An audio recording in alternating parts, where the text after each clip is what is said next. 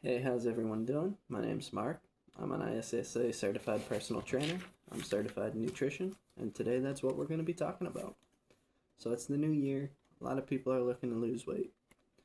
Everyone has a different way, a different diet keto, paleo, carnivore. Everyone has something they're trying. When it comes down to it, all of those can work, but there really is only one for sure way to lose weight, and that's going to be tracking your calories. When it comes down to it, weight loss is really as simple as math. We're humans, we're basically machines, we're biological machines. We need X amount of fuel to do what we do. If we take in enough fuel, we're going to stay the same. If we take in too much fuel, we're going to gain. And where we want to be to lose weight is taking in just under what we need. By taking in a little less than what we need each day, we're not going to be overly hungry, not going to be starving ourselves, we're not going to be depriving our body of things it needs that it can't get on its own, and we're going to be using up our fat stores. Now, how we do this is tracking calories. Calories in, calories out. I don't know, you've probably heard that before. That's a simple breakdown of it. It's more complicated than that, but when it comes down to it, you can break it down to calories in, calories out. You can say your maintenance is 2,500 calories. You eat 2,000 calories worth of fast food every day. You'll lose weight. You will not gain weight. It's not possible. You will lose weight eating the fast food. But say you're not going to be healthy doing it like that. You're not going to get any of the micronutrients you need. You're probably not going to get the right macronutrients. You're going to feel like shit. Probably going to look like shit. But you would be losing weight. Now, how we want to do it, since it's the new year, we're all about health right now, right? That's what we're trying to do. We're all trying to get healthy. We're all trying to get in shape. How we are going to do it is we're going to eat healthy. We're going to stay within 500 to 1,000 calories under our maintenance. To find our maintenance, it's really easy. There's a whole bunch of formulas to do it online. I like to use calorie calculator. That one's worked pretty good for me. Bases it off height, age, weight, and activity level, and I found it to be pretty accurate. With that being said, how do we break down our calories? Let's just go off what a 2,000 calorie day, basic diet for an adult man. So we're going to break that down when we're trying to lose weight. We're going to try and have about 35% of those calories coming in as protein. That's our lean meats, our eggs, our dairy, fish, things like that. Things that are primarily protein, but also have a little bit of healthy fats. The omega-3s, omega-6s, things like that. We're going to get those mostly from our eggs and our fish, and then animal proteins. Like meat will have fat with it. That's not a problem. We need fat to live too. And the eggs and dairy will also have some fat.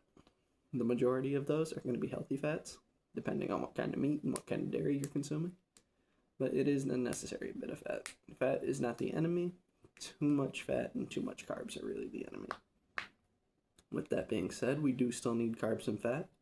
Our carb intake should be around 45% of our daily calories. That's going to not be like sugar and junk food though. We're going to try to primarily make that up vegetables, fruits, whole grains, and leafy greens. So, fruits, we got apples, bananas, strawberries, blackberries, kiwis, really just any kind of fruit.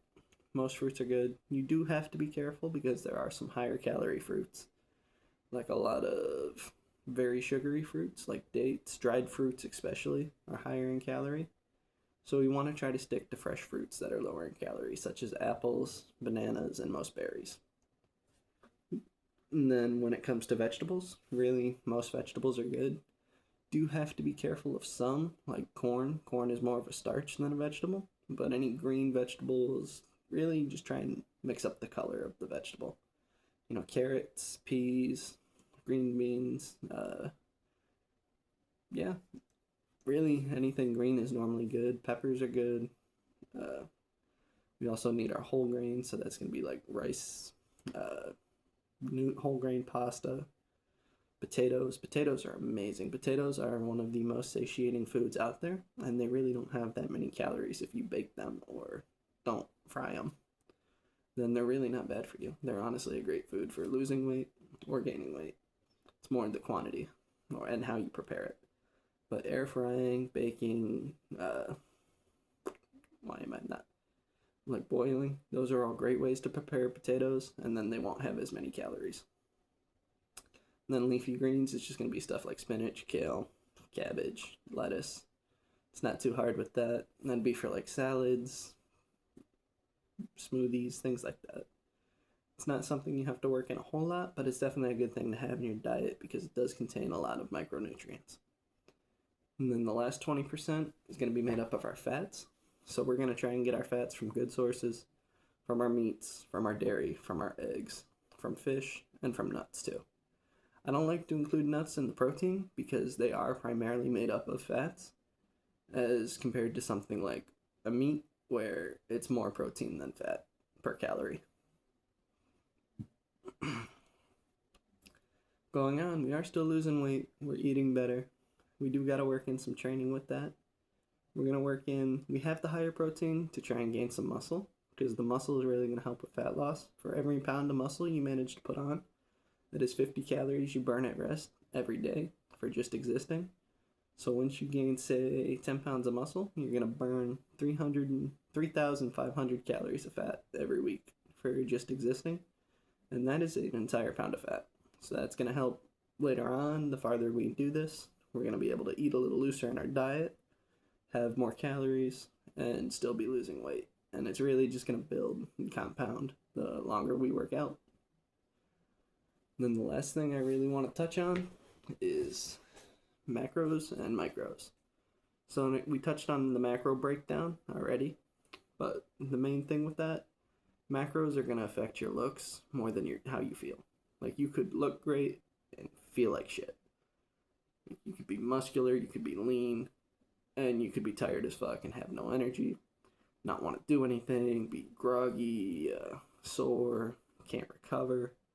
It's really going to come down to eating those nutrient-dense foods. You want to be able to hit your macros, your B vitamins, A vitamins, all your minerals, all your electrolytes.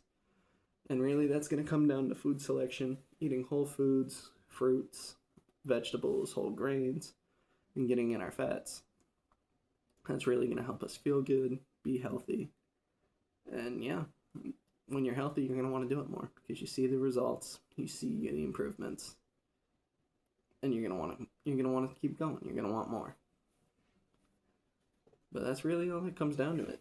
It's all on you. It's finding what drives you to be able to lose that weight. Because it comes down to being that simple. It is math at the end of the day. Energy can't be created or destroyed. You take in this amount of energy, you use that amount of energy. If you take in less than you use, you're going to lose weight. If you take in more than you use, you're going to gain weight. There's no real way around that, say, except a few thyroid issues that are extremely rare and most likely can just be used as excuses by most people. But yeah, that's really the nutrition breakdown when it comes to weight loss. It's a lot simpler than a lot of people make it out to be. It's not no fancy diet. It's not no special trick. At the end of the day, it's a numbers game. And that's really all there is to it.